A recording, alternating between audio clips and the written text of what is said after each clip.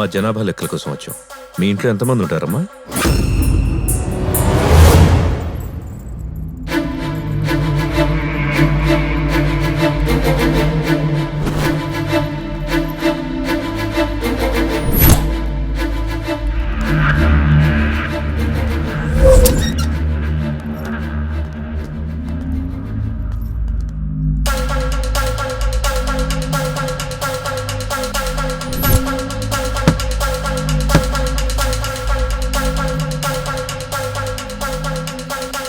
జనాభా లెక్కల నుంచి వచ్చాం. ఇంట్లో ఎంతమంది ఉంటారు?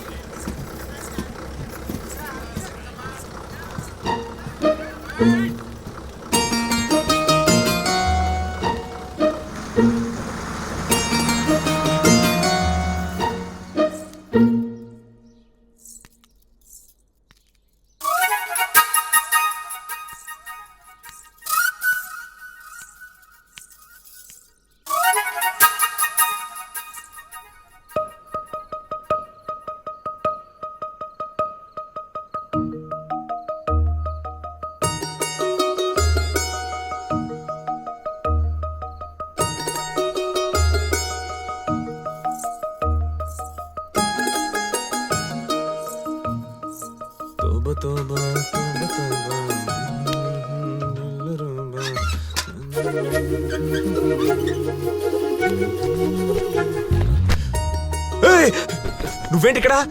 ఓ, నువ్వైతే ఎక్కడికి పడితే అక్కడికి రావచ్చు, నేనైతే రాకూడదా? ఏడ్చినట్టుంది. మా నాన్న చూస్తే తాడు తీస్తాడు. పదా. ఓ ఎక్కేసుకొని వచ్చేసింది. కోటి, ఎక్కడికి తీసుకెళ్తున్నావు? ఏంటి చెప్పు. కనిపించకుండా తిరుగుతున్నావేంటి? వద్దనుకున్నాగా, ఇంకెందుకు కనిపించటం? వదిలేసావా నన్ను? వదిలేక అది మనే ఇది మనే వాగుతుంటే నెత్తిని పెట్టుకొని చూసుకోమంటావా? ఆడదేది అడగనంత వరకు మగాడికి అందంగానే కనిపిస్తుంది. అడగడం మొదలెట్టాక లోపల నుంచి చిర్రెత్తుకొస్తుంది. అవునులే, అడిగింది ఇచ్చేంత వరకు ఆడది అందంగానే కనిపిస్తుంది. అదే ప్రేమతో తిరిగి అడిగితే ఇలా వదిలించుకుంటారా? మందు మానేమంటే మా నాన్నే వదిలేస్తానే. నువ్వెంత? నువ్వంతే కోటి, నాకు తెలుసు. కావాలనుకుంటే వస్తావు, వద్దనుకుంటే వెళ్ళిపోతావు. కానీ నువ్వే అంతా అనుకునే నేను ఎలా ఉండాలి? ఎవడుండమన్నాడే దొబే? నువ్వు వచ్చిన ప్రతిసారి నా ఒళ్ళు ఇచ్చానుగా, అందుకే నా ఇలా మాట్లాడుతున్నా. ఏం మాట్లాడుతున్నావే? వెళ్ళా.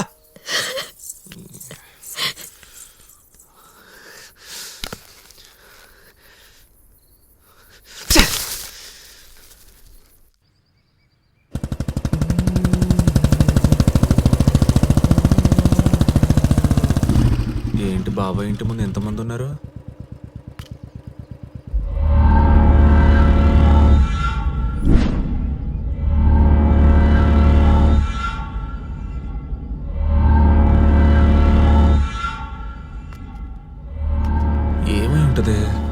ఇదిగో చూడండి, మావాడేదో మీ అమ్మాయి కడుపు చేశాడని పిల్లనిద్దాం పెళ్లి చేద్దాం లాంటి పిచ్చి పిచ్చి ఆలోచనలు పెట్టుకోకండి. అందుకే నేనే వచ్చి చెప్తున్నా, 25 లక్షలు ఇస్తా. అమ్మాయికి పెళ్లి చేసి మిగిలిన డబ్బుతో ఫిక్స్డ్ డిపాజిట్ చేసుకోండి. నెలకు కొంత డబ్బు వస్తుంది, ప్రశాంతంగా బతకండి.